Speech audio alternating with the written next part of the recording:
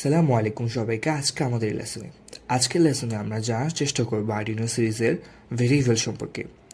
সর্বপ্রথম আমরা জানার চেষ্টা করি, আমরা যখন লাইব্রেরিতে যাই তখন লাইব্রেরির মধ্যে বইগুলো বুক সেলফের মধ্যে থাকে, বা তেমনি আমাদের বাড়িতে ফলমূলগুলো আমাদের ঝুড়িতে থাকে। তেমনি প্রতিটি জিনিস আমাদের কোনো না কোনো সংরক্ষণ পাত্র বা কোথাও না কোথাও থাকে। তেমনি কম্পিউটারের প্রোগ্রামিংয়ের ক্ষেত্রে আমরা যখন কোনো ভ্যালুকে সংরক্ষণ করতে চাই তখন আমরা ভেরিয়েবল জিনিসটি ইউজ করে থাকি। ভেরিয়েবল হলো একটি পাত্রতুল্য, অর্থাৎ এখানে আমরা কোনো কিছু রাখতে পারবো, কোনো কিছু স্টোর করতে পারবো। প্রোগ্রামিংয়ের ভাষায় variable are use to store information to be referenced and manipulated in a computer program. অর্থাৎ ভেরিয়েবল হলো আমাদের এমন একটি জিনিস যেখানের মধ্যে আমরা কোনো ইনফরমেশন বা ভ্যালুকে আমরা স্টোর করতে পারবো এবং তার পরবর্তীতে প্রোগ্রামিংয়ে ব্যবহার করতে পারবো। তাহলে আমরা আর্ডিনোতে ভেরিয়েবল লেখার জন্য কীভাবে ভেরিয়েবলটি লিখি? একটি ভেরিয়েবলটি ক্রিয়েট করতে তিনটি পার্টের প্রয়োজন হয়, যেমন ডেটা টাইপ,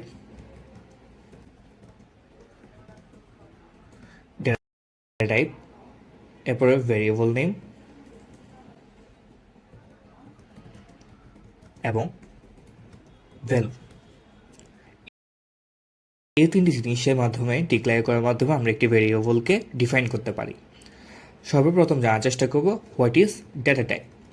ডেটা টাইপ হলো বেসিক্যালি একটি ভেরিয়েবল কি বা একটি ভেরিয়েবলের মধ্যে কী টাইপের ভ্যালু আমরা স্টোর করলাম বা স্টোর করতে পারি তার সম্পর্কে আমাদের ধারণা প্রদান করে থাকে। যেমন ডেটা টাইপ বিভিন্ন প্রকার হতে পারে। ইন্টিজার মানে পূর্ণসংখ্য, ফ্লোট, ডাবল, দশমিকের জন্য ফ্লোট এবং দশমিকের জন্য ডাবলও ব্যবহার করা হয়ে থাকে, এবং আমরা ক্যারেক্টারের জন্য কার এবং স্ট্রিংও ব্যবহার করতে পারি। এই সকল ডেটা টাইপের মাধ্যমে আমরা সর্বপ্রথম একজন প্রোগ্রাম রিডারকে ধারণা প্রদান করে থাকি আমাদের ভেরিয়েবলটা বেসিক্যালি কী টাইপের ডেটা স্টোর করতেছে। সো আমরা যদি একটা ভেরিয়েবল ডিক্লেয়ার করতে যাই, সর্বপ্রথম আমরা ইন্ট লিখলাম, অর্থাৎ আমাদের ভেরিয়েবলের মধ্যে যে টাইপের ভ্যালুটা থাকবে সেটা ইন্টিজার বা পূর্ণ সংখ্যা। এরপর আমরা যে কোনো নাম প্রদান করতে পারি। সাপোজ আমি নাম প্রদান করলাম ক্যাট। এরপর আমরা ভেরিয়েবলটার ভিতরে ভ্যালু অ্যাসাইন করব। ভেরিয়েবল ভিতরে দুইভাবে ভ্যালু অ্যাসাইন করা যায়। একটা, সর্বপ্রথম আমরা ভেরিয়েবল ডিক্লেয়ারের সাথে সাথেই ভেরিয়েবলের ভিতরে ভ্যালু অ্যাসাইন করব, যেমন ক্যাট 20 এবং অ্যাজ ইউজুয়াল সেমিকোলন দেব। অথবা আমরা এখানে ভেরিয়েবল ডিক্লেয়ার না করে সেমিকোলন প্রদান করেন পরবর্তী লাইনে ক্যাট 20।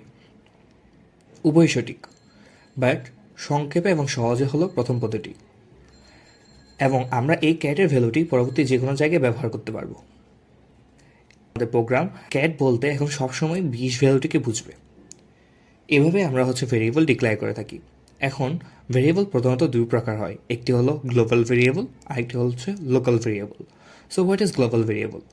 আমরা যে ভেরিয়েবলটাকে ভয়েড সেট আপ এবং ভয়েড লুপের উপরে ডিক্লেয়ার করলাম, এবং যে ভেরিয়েবলটা আমরা সব জায়গায় ভয়েড সেট আপ এবং ভয়েড লুপের মধ্যে ব্যবহার করতে পারবো, সেটি হচ্ছে আমাদের গ্লোবাল ভেরিয়েবল।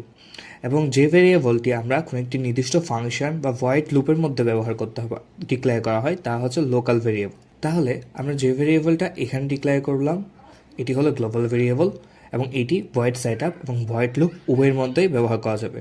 কিন্তু আমি যদি এখানে একটি আমরা ভেরিয়েবল ডিক্লেয়ার করি, suppose float VCD is equal to 2.3.4, এটি কেবলমাত্র ভয়েড লুপের মধ্যে ব্যবহার করা যাবে। এটি ভয়েড সেট আপ বা অন্য কোনো ফাংশনের মধ্যে ব্যবহার করা যাবে না, যার কারণে এই ভিডিসি বা আমরা দ্বিতীয় যে ভেরিয়েবলটা ডিক্লেয়ার করেছি এটা হচ্ছে লোকাল ভেরিয়েবল, আর প্রথম যে ভেরিয়েবলটা ডিক্লেয়ার করেছি সেটা হচ্ছে গ্লোবাল ভেরিয়েবল। গ্লোবাল ভেরিয়েবল সব ক্ষেত্রে ইউজ করা যায়, অর্থাৎ সকল ফাংশনের মধ্যেই ব্যবহার করা যায়। বাট আমি যদি লোকাল ভেরিয়েবলকে ভয়েড লুপের মধ্যে ডিক্লেয়ার করে ভয়েড সেট আপের মধ্যে ব্যবহার করতে যাই, সেটি আমার সরাসরি ভুল প্রদান করবে।